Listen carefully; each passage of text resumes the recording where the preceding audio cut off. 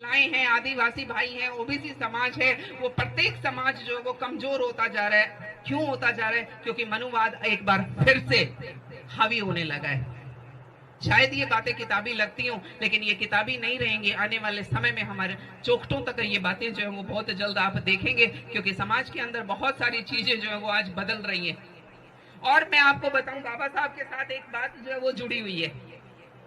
हमने सबने सुना है कि ये तो दलितों के नेता हैं। आपने भी बहुत बार सुनी है ये बात, ये तो दलितों के नेता हैं।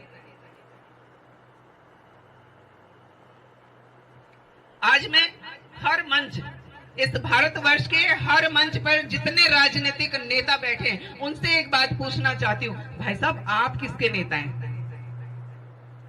क्या कोई नेता ऐसा है जो दलित समाज के बिना, ओबीसी समाज के बिना चल सकता है?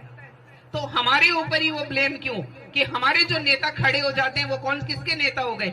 दलितों के नेता हो गए। आप जीत के दिखाइए ना बिना दलितों के, आप जीत के दिखाइए ना बिना ओबीसी के। एक भी नेता से आप पूरे हिंदुस्तान में एक भी नेता से ये बात कहलवा दीजिए कि मैं दलितों का नेता नहीं हूं।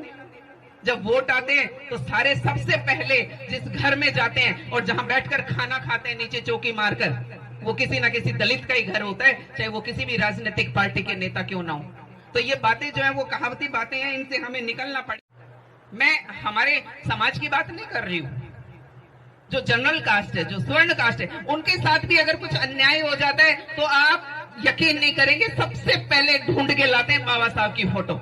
बाहर निकलने से पहले उस अन्याय से लड़ने के लिए उन लोगों को भी सहारा लेना पड़ता है। किसका सहारा लेना पड़ता है? बाबा साहब का सहारा लेना पड़ता है। चाहे आप राष्ट्रपति बने, चाहे आप प्रधानमंत्री बने, सबसे पहले अगर घुटने टिकाने पड़ेंगे तो उस पद के बाद आपको घुटने किसके बाहर आकर टिकाने पड़ेंगे? बाबा साहब के टिकाने पड़ेंगे। अभी आपने देखा होगा कि हमारे जो है वो मैं नाम नहीं लूंगी, संसद के अंदर भी आपने देखा होगा, बाहर निकलते ही जो है वो सबसे पहले स्टेच्यू दिखाई देती है। कौन सी? क्यों भाई साहब, क्या दिक्कत हो गई? आप तो कभी नहीं टिकाए थे घुटने, आपको इतना बड़ा पद मिला तो एकदम से आपने बाबा साहब के सामने नतमस्तक कर दिया। आज आपको ये बात जो वो समझनी पड़ेगी। हिंदू मुस्लिम सिख ईसाई सबको उसने समान लिखा है। हिंदू मुस्लिम सिख ईसाई मेरे बाबा साहब ने सबको समान लिखा है, मिटाकर जाति जाति का ये भेदभाव मेरे बाबा साहब ने इस देश का संविधान लिखा है, इस देश का संविधान लिखा है।